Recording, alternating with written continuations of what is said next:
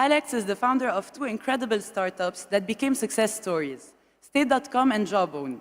He's been ranked to the top 40 most influential persons in Silicon Valley, and just so happens to be Lebanese. Please welcome Alex Asseily.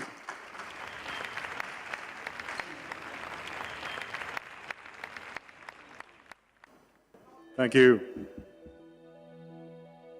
A little bit taller. So it's a little bit intimidating after hearing these amazing speeches, and especially the last one from Tom Fletcher, which is very inspiring. And I think actually hits on a lot of the themes that I was going to hit on. So now my talk is slightly redundant. But what I'm going to talk about a little bit is my own journey and some of the emotional aspects of setting up a company, of thinking about solving a need, about dealing with all the challenges. But before I do that, I wanted to just say how impressed I am at how many people have come. It's incredibly moving for me to come back to the place where I'm from, that I grew up in when I was young, and to see such incredible energy, such incredible passion for startups, and the kind of speeches we heard earlier. And I wanted to also thank, in particular, Banque du Liban, the organizers, for doing this, because I think it's an incredible thing.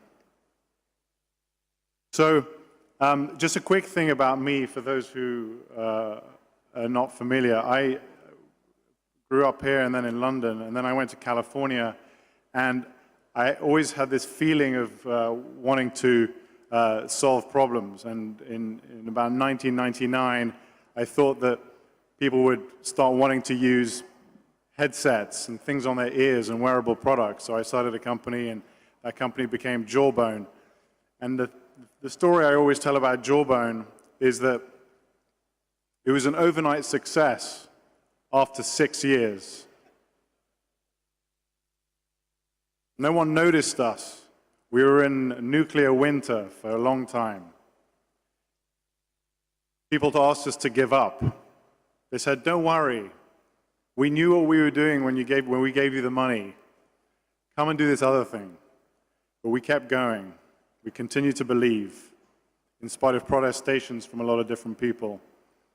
And in 2006, we had our first success, and then we kept going.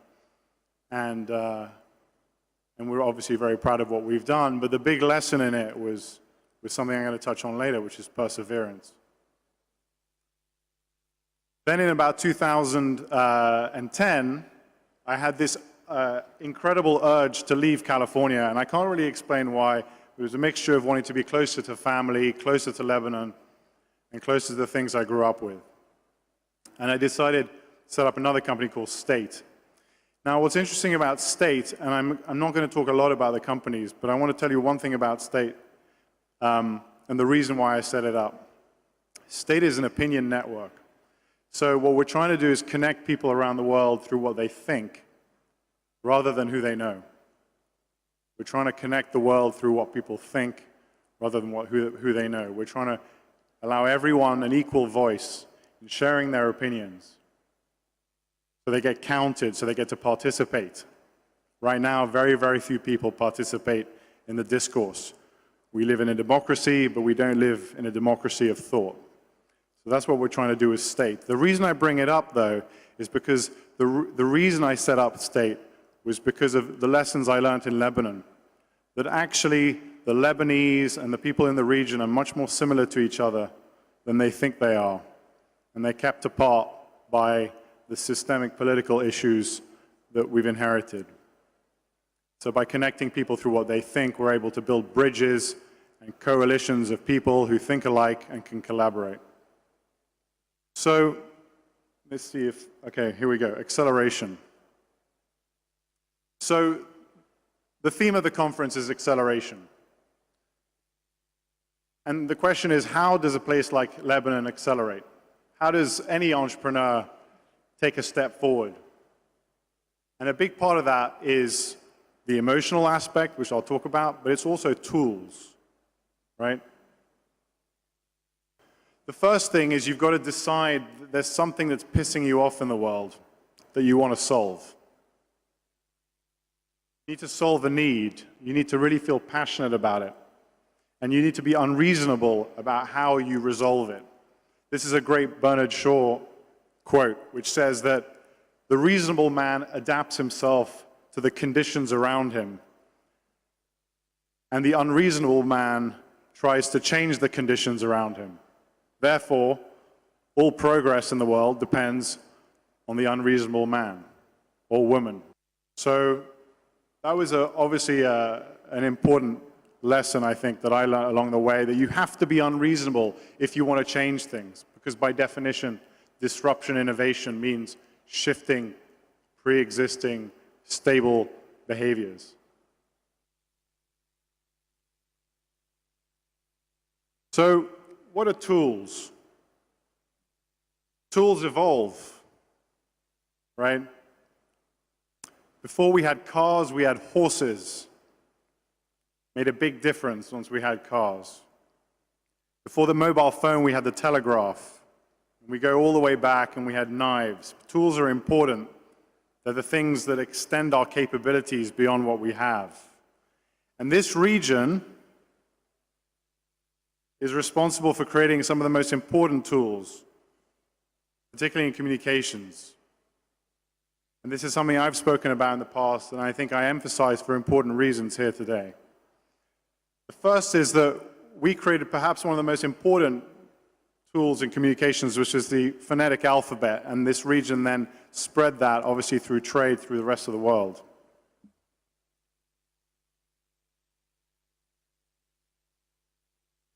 Whoever did this at the time was probably quite unreasonable.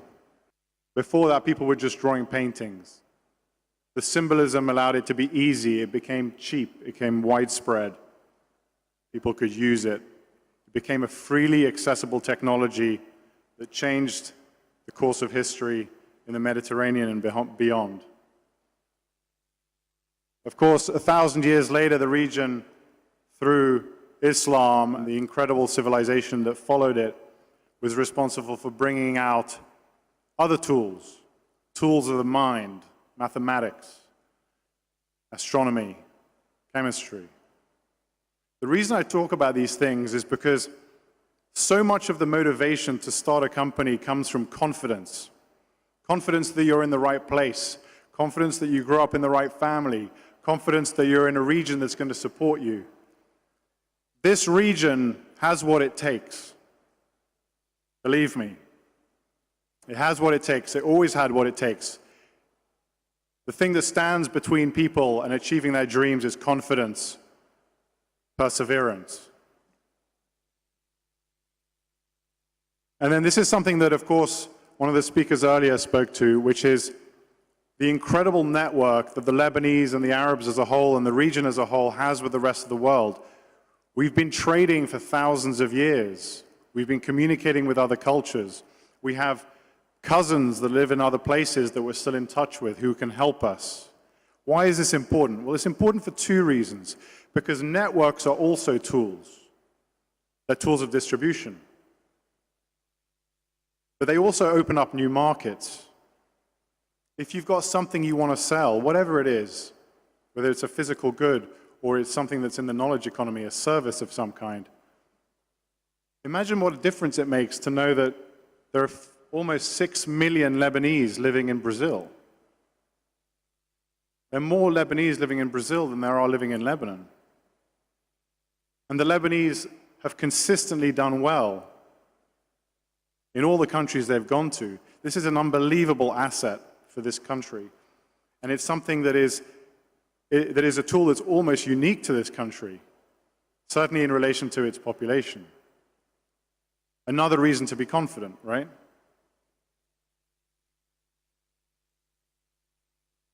But, and I'm at the risk of complaining a little bit, I'm going to say something here that I think is important to say because in a knowledge economy, the knowledge economy of today is not transferred with books and telegraph and fax. It's digital. The digital economy lives on the internet. So I hate to say it, but we are struggling as this region is obviously going through incredible change right now, and I think it's an amazing thing for this country to be holding itself together when all the things and all the turmoil is going on next door, and I think this country should be proud about that. At the same time, for this knowledge economy to really go into the 21st century, the internet has to get faster.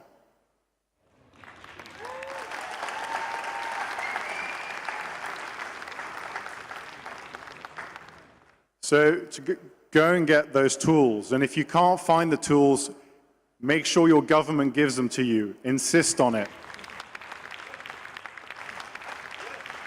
And if there's anything I can do to help, let me know.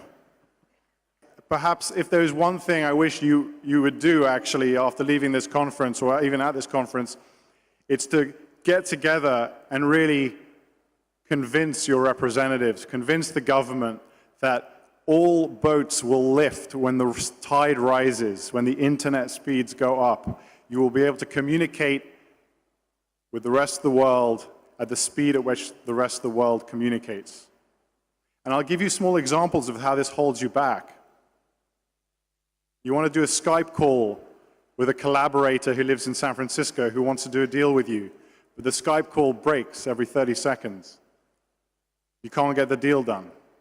You want to download a file quickly in order to take a look at it before a conference call. It doesn't download. Can't do the conference call.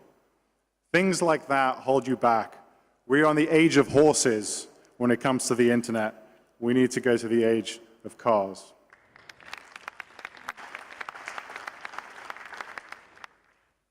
Now I'm done with complaining.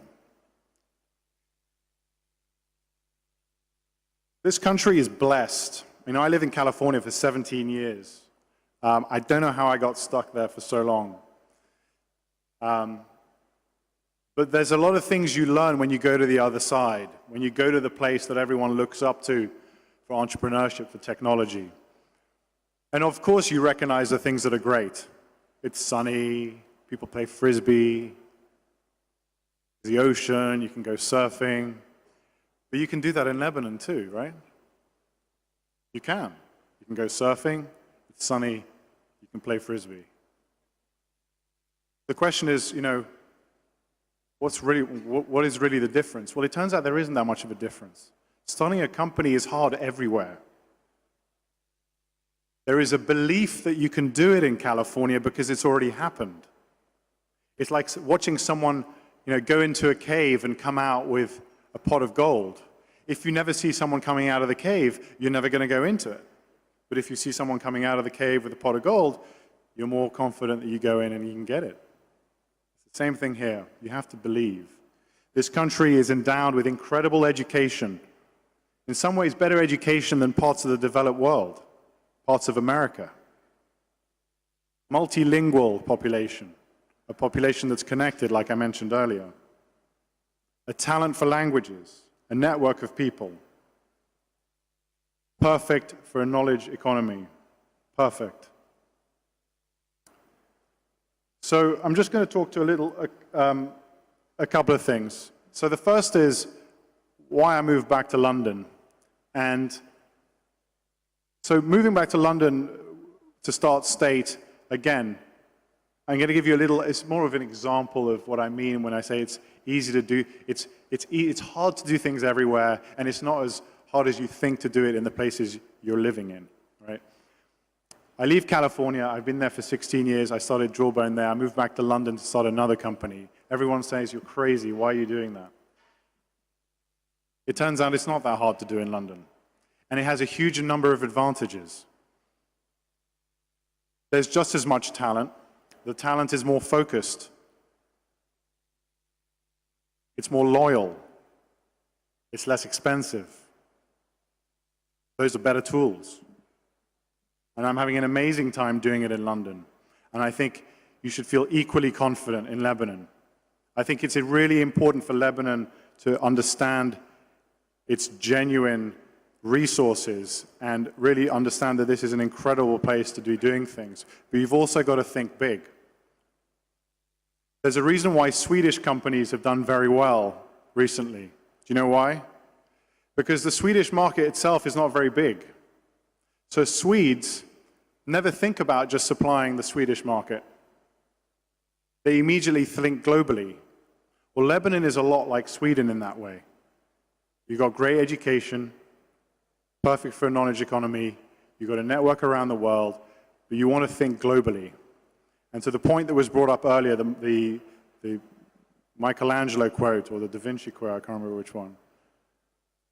You always want to aim high. Aim for number one. Aim to compete at a global level. One of the bizarre and perhaps double-edged aspects of the internet is that news travels fast.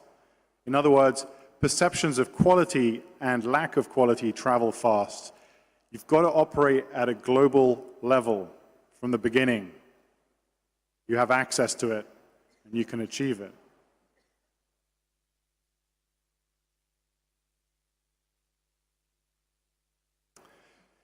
And then lastly, to perhaps the most important lesson, I brought up earlier about being unreasonable, about wanting to change the world around you, wanting to solve a need. You've got to feel it emotionally. You've got to think about getting up every morning and saying, yes, I want to go and do this. I want to go and deal with all these issues every day in order to solve this problem. It motivates me. Because the life of an entrepreneur is difficult. It's challenging. It's lonely. It's not stable by definition. And so perhaps the second most important quality after being unreasonable, perhaps, is perseverance. Do not give up. The number of companies, including my own, the number of founders I've met that I know who were on the verge of giving up, and like a month later or 6 months later, they had a huge success, is incredible. And perhaps the most famous Levantine entrepreneur of all, Steve Jobs, was adamant about this. His life is a perfect example of it. So I just want to say again, it's an honor to be here in front of you all. Thank you for listening, and best of luck in all your enterprises. Support each other, encourage each other. Ask for help from Lebanese here, from Lebanese abroad, from non-Lebanese here, from non-Lebanese abroad. But go get it.